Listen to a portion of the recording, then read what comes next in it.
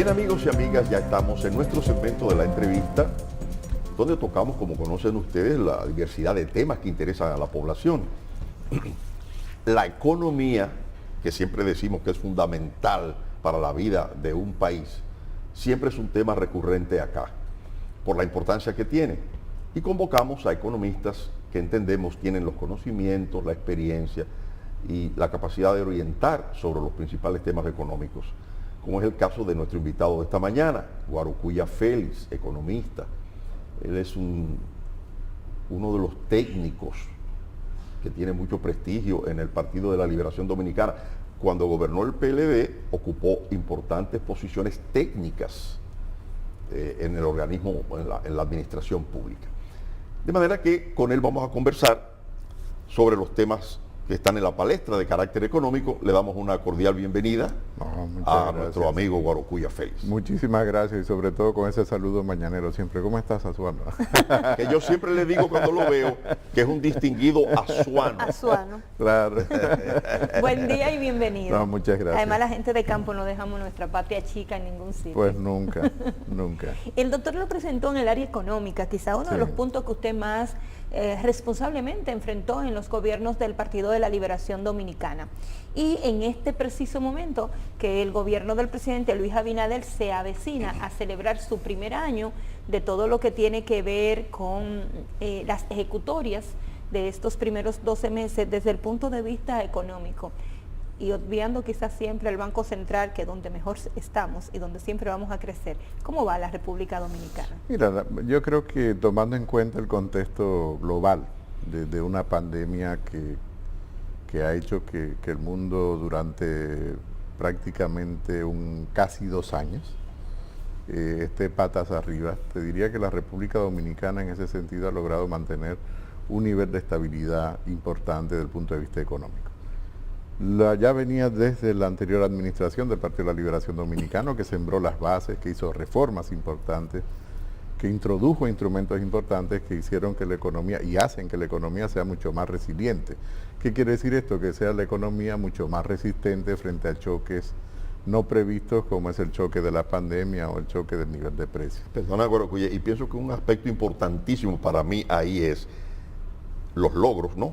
Las potencialidades que se injertaron fruto de ese crecimiento en la economía del país. Sin ninguna duda. Las potencialidades sin ninguna duda. Que se están expresando ahora. Sin ninguna duda. Piensa que muchas de estas reformas, los más jóvenes no lo van a recordar, fueron reformas a raíz de 2 crisis simultáneas que tuvimos. Una crisis local, que fue la crisis de los bancos, que se conoce más popularmente como la crisis de Baninter, y luego la crisis global del 2007-2008. República Dominicana logró enfrentar con cierta fortaleza la crisis del 2007-2008, que se prolonga prácticamente hasta el inicio de la pandemia. Es decir, no llegamos a salir totalmente de una crisis global cuando entramos en otra, que fue una crisis de salud.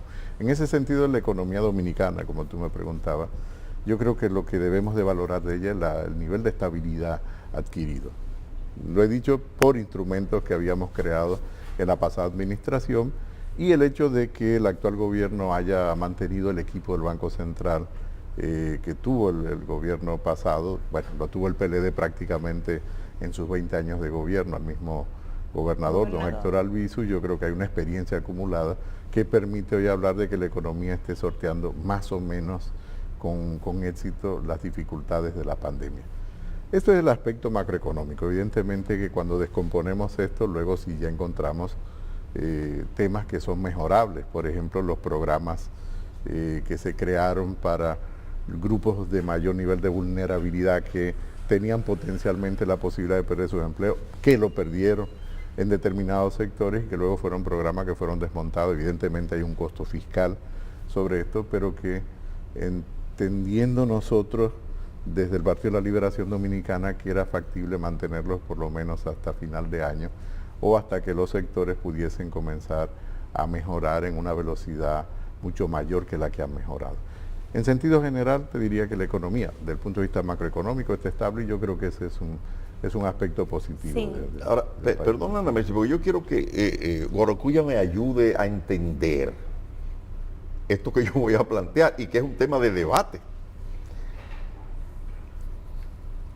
el gobierno no ha podido mejorar el gasto público en el sentido de la inversión. Fíjate, esa es una de las mayores preocupaciones, porque al mes de julio, a mediados del mes de julio, al 16 de julio, con datos del propio Ministerio de Hacienda, la inversión pública estaba en torno al 24% de lo presupuestado. Y este es un tema de preocupación, porque estamos hablando en el segundo semestre. Ahí voy. Se supone que de mantener un ritmo de ejecución de la inversión pública, debimos haber estado en torno al 50% de la inversión pública, manteniendo una regla simple, ¿no? Exactamente. De 3, es decir, si tenemos 100, pues vamos a estar en torno a 50. Eso es lo que yo no entiendo, es decir, el gobierno ha hecho préstamos, sí, los coloca en el Banco Central y eso ciertamente mejora el nivel de las reservas internacionales. Eso puede tener un efecto en el mercado cambiario, interesante, y lo tiene, etcétera, etcétera. Ahora bien, pero lo más importante es la parte de inversión pública. Pero te decía, a nivel, ese es un dinero para invertirlo en obras. Así es, a nivel de estabilidad macroeconómica bien, pero te decía, pero luego cuando descomponemos, entonces vemos que hay sectores que no son tan luminosos como la poca inversión el pública o la poca presidente ha velocidad prometido un conjunto de obras, bien intencionado, él quiere hacer cosas. Como decía un amigo ayer, el presidente tiene ilusiones, es un hombre bien intencionado. Yo digo, sí, pero usted me dice, pero hay un equipo que nos lo está ayudando a hacer realidad sus deseos, sus aspiraciones. Bueno, hay un aspecto muy importante que es el costo del aprendizaje. Es un equipo que tenía muchos años fuera de gobierno, creo que no se preparó lo suficiente para entender los sistemas y todas las reformas que habíamos implementado desde diciembre del año 2006 en la administración pública, sobre todo en la parte de planificación y administración financiera del Estado.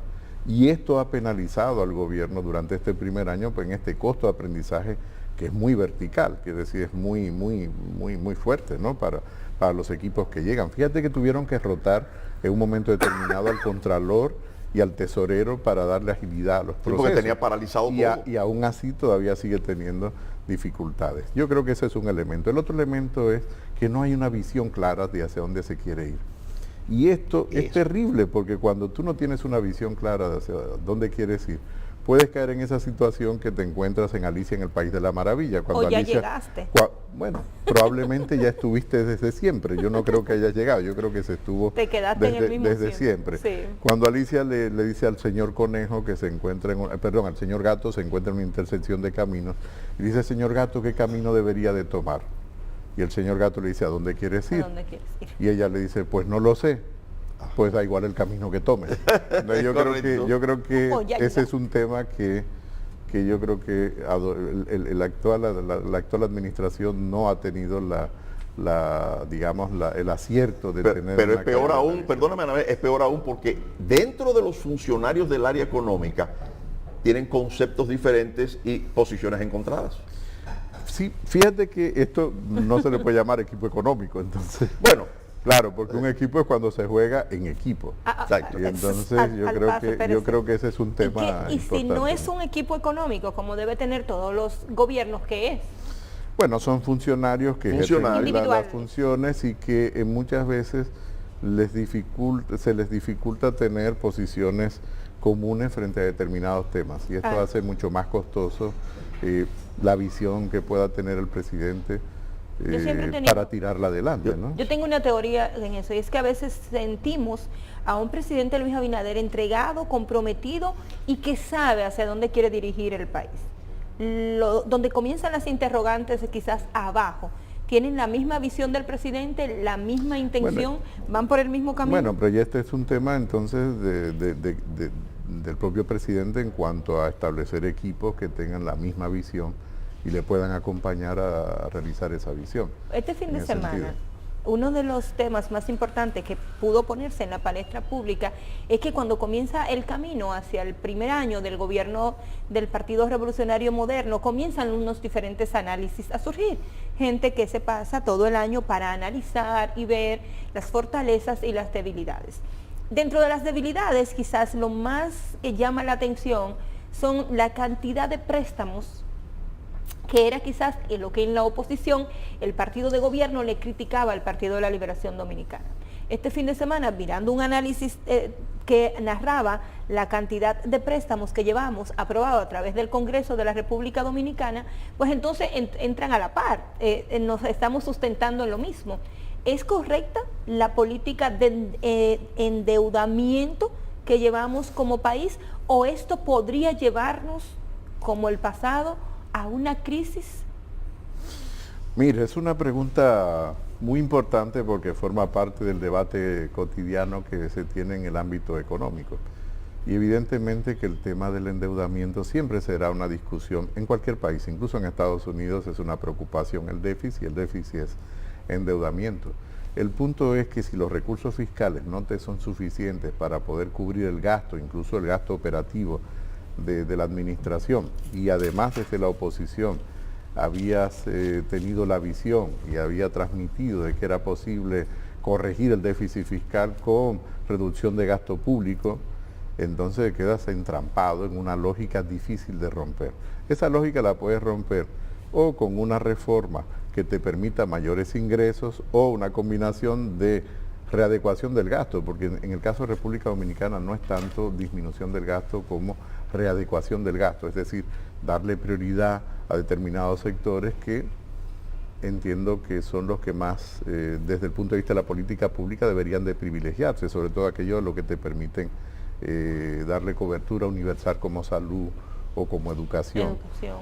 O infraestructura pública básica, mejora del entorno, del hábitat de las personas, de las viviendas de las personas. Ahora, eso no lo puedo hacer solo con recursos fiscales y por lo tanto tienes que recurrir a endeudamiento. Entonces esto es una situación que tú tienes que sopesar cuando gobiernas. No es un tema tan simple desde el punto de vista de la política económica. Evidentemente que la velocidad de endeudamiento que lleva el gobierno es una velocidad significativa en la medida en que quiere mantener un ritmo de crecimiento de la economía, es decir, que no se te caiga el nivel de crecimiento de la economía mayor de lo que te produjo la pandemia, pero al mismo tiempo estás entrampado en si puedes hacer o no puedes hacer una reforma fiscal. Entonces, y esto en el futuro, entonces lo que podría traer es una crisis. Y me baso en la pregunta, quizá investigando un poquito en la historia de lo que hemos vivido. El Partido de la Liberación Dominicana en su momento festejó y compartió con la población el hecho de que nosotros habíamos pagado al Fondo Monetario Internacional. ¿Sigue siendo así? ¿Estamos libres por esa parte? Lo que pasa es que cuando tú dices que he pagado al Fondo Monetario Internacional, digamos que el Fondo Monetario es el prestamista de última instancia. Es a quien tú tienes que recurrir cuando estás en situaciones de dificultades y para eso se creó el fondo después de la Segunda Guerra Mundial. A ver, el fondo puede ser o un dolor de cabeza o puede ser una aspirina. A ver, depende mucho del contexto. Entonces, nosotros tuvimos un acuerdo con el fondo que en ese caso fue una aspirina, que resolvió un dolor de cabeza, que era la crisis que nos había generado los bancos, que se llevó el 21% del producto en un año.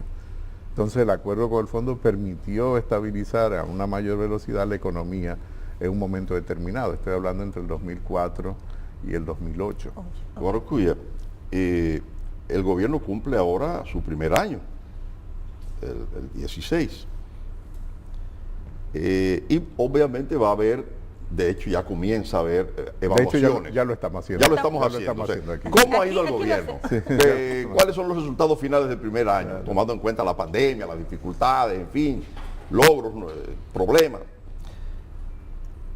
Y nosotros hemos hablado en el trayecto de lo que ha ido hasta ahora el programa, de esa como incoherencia, esa falta como de ponerse de acuerdo, el que tengo el dinero ahí en el banco, pero no... De no tener claridad. No hago el nivel de inversión que hace falta. Claro. Estoy tratando de abrir la economía y de volver a la normalidad, pero entonces tengo este problema. O sea, y esta es una impresión que se ha ido generalizando. Yo tengo acá, no sé si finalmente lo lograron captar los muchachos, una caricatura del periódico El Caribe. Está ahí, podemos colocarla. ¿Cómo va el gobierno?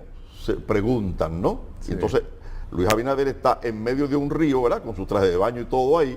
Dice, muy bien, pero él está en el medio. Entonces, en un lado, Luca, y en el otro, Juan Mejía. Bueno, que es la famosa expresión.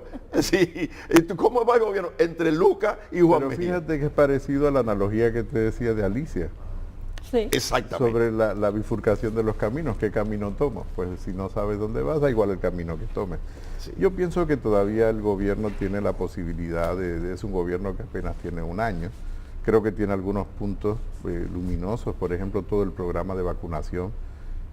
Ha sido un éxito. Podremos entrar en discusión luego del costo de la vacunación, pero hay un costo que va más allá de la actual administración, que tiene que ver con el sistema de contrato de vacunas, pero más allá de todo esto, el programa de vacunación ha sido exitoso y el hecho de que se anuncie la reanudación, digamos, de actividades normales en el Distrito Nacional, la provincia de la Altagracia, es un indicador de ello. Te decía, mantener cierta estabilidad macroeconómica sigue siendo algo todavía muy importante desde el punto de vista de la política económica en sentido general. Ahora bien, hay otros aspectos que no son tan luminosos como no tener la claridad hacia dónde se debe de ir en otros sectores. Yo creo que el tema del año escolar, si bien es cierto que se salvó el año escolar, había medidas que pudieron haberse tomado que hubiesen sido mucho más beneficiosas para los alumnos que las que terminaron tomándose. Por ejemplo, utilizar una parte del profesorado que ya había estado vacunado y haber hecho clases presenciales por grupos, por tandas y haberlo segmentado probablemente por provincias en función del nivel de vacunación. Eso lo intentó Educación, pero parece que tuvo el obstáculo del ADP. Pero bien, pero esto es un tema que pudo haberse manejado. Que pudo haberse manejado y yo creo que hubiésemos tenido resultados mucho más óptimos que lo que hemos tenido, a pesar de que se haya salvado el año. La luna de miel a partir del 17 de agosto, ¿entraría el gobierno en un proceso quizás de una oposición más pendiente si esta ya organizó, limpió y puso a todo el mundo en orden en su casa? Digamos que la oposición es un poco más amplia que solo el Partido de la Liberación Dominicana, porque sería una arrogancia de mi parte solo decir que somos la oposición. La oposición es mucho más que el Partido de la Liberación Dominicana, y en el caso del Partido de la Liberación Dominicana, como te comentaba fuera de cámara, hemos estado organizando la casa. Precisamente ahora en un momento estaremos juramentando los subsecretarios de todas las secretarías del partido que fueron seleccionados recientemente en un proceso bastante organizado y bastante competitivo al interior de la organización. Y yo creo que esto le da una fortaleza al Partido de la Liberación Dominicana, manteniendo sus cuadros organizados. También estamos metidos en el proceso de reorganizar el partido a partir de las mesas de votación. Es un tema que los compañeros que son responsables de esta parte han estado explicando públicamente en múltiples programas. Estamos en todo el territorio en este momento, porque cada mesa de votación es un comité de base ahora. Y por lo tanto, si yo, por ejemplo, voto en NACO, pero estaba organizado en la de Filló con Gustavo Mejía Ricard, que ese era mi intermedio, ahora yo tengo que trasladarme a NACO, que es donde está mi mesa de votación, y formar un comité de base en mi mesa de votación. Es decir, que es un trabajo que suena muy simple en el papel, pero que es muy complicado llevarlo a cabo en términos reales. Pero estratégicamente es mejor. Por supuesto. Creo que ese es un sistema que lo usan en Chile. Porque nos permite alinear la organización desde el punto de vista no solo de la estructura partidaria, sino desde el punto de vista electoral. Es decir, eso va más lejos. Es una estructura que tienen los partidos en Chile, según me han contado o he leído. Pero ahí uno puede incluso, si hace un buen trabajo, determinar en esa mesa qué partido va a ganar, porque tú conoces a cada militante y sabes a qué partido pertenece. El objetivo del militante en la mesa y el comité de base, si tiene 170 votantes, es conocer 170 personas que votan en esa mesa y viven en tu entorno. Y puedes trabajar los indecisos. Y puedes visitarle y puedes tomar un café y decirle, oiga, ¿por qué usted no nos vota? Exacto. Porque no me gusta su partido, porque su partido es bueno, tratar de que la persona se convenza. Eso es un buen esquema, sí. Se le va a hacer difícil al de mi mesa. Esto es un tema mayor para una reestructuración, y hemos estado en ese proceso. Evidentemente no hemos dejado de hacer oposición, pero también debemos de reconocer que después de un largo mandato de 16 años, muchas personas lo menos que quieren oír hablar es al Partido de la Liberación Dominicana por múltiples razones. El tema de los escándalos de corrupción y todo eso. La gente que se ha ido. Sí, es natural. Un partido que se fraccionó. No dejamos nunca puesto vacío. No. Ni siquiera lo que se fueron dejar un puesto vacío. No, para nada. El partido rápidamente ocupó. Usted se fue y puso un sustituto. Así es. Ocupó los espacios. De hecho, yo fui secretario de Asuntos Económicos del partido de manera interina durante poco más de un año, hasta que fui legitimado mediante un proceso de elección. Es decir, nosotros nunca dejamos ningún espacio vacío. Ahora, no podíamos ejercer la función de secretario de Asuntos Económicos de manera muy activa porque al mismo tiempo se divide el partido, luego entramos en los procesos electoral municipal, luego hubo la posposición de las elecciones municipales, luego vinieron las elecciones nacionales, se da en el marco ya de la pandemia, también la municipal, luego se posponen las elecciones nacionales, luego perdemos las elecciones, luego entramos en un congreso y seguimos todavía en el proceso de reorganización. Entonces yo recuerdo que un compañero me decía, bueno, pero ¿por qué yo debo votar por ti si lleva un año de secretario de Asuntos Económicos? Y digo, la verdad es que eres muy insensible, porque es como no reconocer todo el contexto donde tú estás como secretario de Asuntos Económicos y donde estás de manera interina interactuando, ¿no? Claro. Entonces, ahora es que comenzamos a ejercer Sin embargo, esa función. el proceso todo ese proceso que usted menciona, tiene a un partido que se dividió, que cada quien encontró el camino quizás que ve más fructífero profesionalmente o políticamente, y hoy, ¿en qué momento ya el PLD podrá entonces decir estamos organizados, estamos listos, estamos Yo te aquí? diría que en este momento, a nivel de los cuadros técnicos del partido, nosotros prácticamente con la actividad de hoy cerramos todo ese proceso de reorganización. Porque ya tenemos todas las secretarías, son 39 secretarías, hay secretarías que no fueron electas en este momento, sino que se dejaron para diciembre, eso fue aprobado en el Congreso. Pero ya hoy completamos todos los cuadros del partido y eso implica reorganizar cada secretaría desde temas de igualdad o temas económicos o temas de infraestructura y por lo tanto comenzarán a ser voceros en sus respectivas áreas. Guarocuya, ¿cómo ven los líderes del partido? Tú dentro de tu partido, ¿qué conversas con los demás dirigentes? ¿Cómo ven las perspectivas, por ejemplo, del 24? ¿Podemos ir con nuestro candidato, un proceso normal interno para elegir nuestro propio candidato? ¿O debemos pensar ya en la posibilidad de una gran alianza con otras fuerzas? Si tú me preguntas, yo te diría que no descartamos nada, que no descartamos ningún tipo de alianza. Y de hecho, para ganar en primera vuelta en República Dominicana necesitas alianzas. O sea, yo creo que la historia, después de que se introdujo la segunda vuelta en el año 94 y que por primera vez en el año 96 fue que se llevó a cabo, lo que nos demuestra que necesitamos alianza y por lo tanto no se pueden descartar ningún tipo de alianza. Sería irracional e ilógico. Absolutamente, entonces no se puede descartar ninguna alianza a priori. O sea, eso Perdóname, me parecería... yo le hice la pregunta para concluir en esta. Yo veía casi una imposibilidad de una alianza entre PLD y Fuerza del Pueblo. Creo que como yo, la mayoría de la gente... Eso es lo que perdóname. más se comenta. No. Pero luego de ver a Danilo Medina ir a darle el abrazo solidario ante la muerte de la madre de Leonel Fernández, uno dice, bueno, pero si fue capaz de hacer eso, ¿cómo no puede ser capaz de orquestar una alianza con la Fuerza del Pueblo? Piensa que una alianza es entre dos, no solo es de uno, y más de uno, quiere decir, es más de dos. Y en este caso yo entiendo que tendría que ser una alianza de más de dos. Pero fíjate que no descartamos ninguna posibilidad en este momento. Evidentemente que cada organización tiene que agotar su propio proceso interno de seleccionar sus potenciales precandidatos, porque todavía no tenemos precandidatos, tenemos personas que han manifestado su interés de ser precandidatos, pero que están concentrados en todo el proceso interno de reorganización en torno a las mesas electorales. Ese ahora es el trabajo, ¿no?, que nosotros tenemos. Evidentemente que esto desde el punto de vista estratégico nos lleva a razonar en el sentido de cómo puede el Partido de la Liberación Dominicana fortalecerse y tener una mejor posición para el 2024, competir para ganar las elecciones del 2024. Entonces son muchos elementos, pero falta tiempo.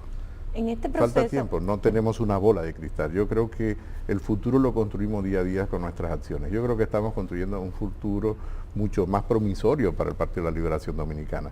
Pero eso todavía no es garantía a 3 años, pero ni siquiera para el partido de gobierno. Yo creo que es mucho tiempo todavía que tenemos por delante. Se acabó el tiempo, lamentablemente, pero no me puedo ir sin saber, ¿los partidos políticos son como los seres humanos?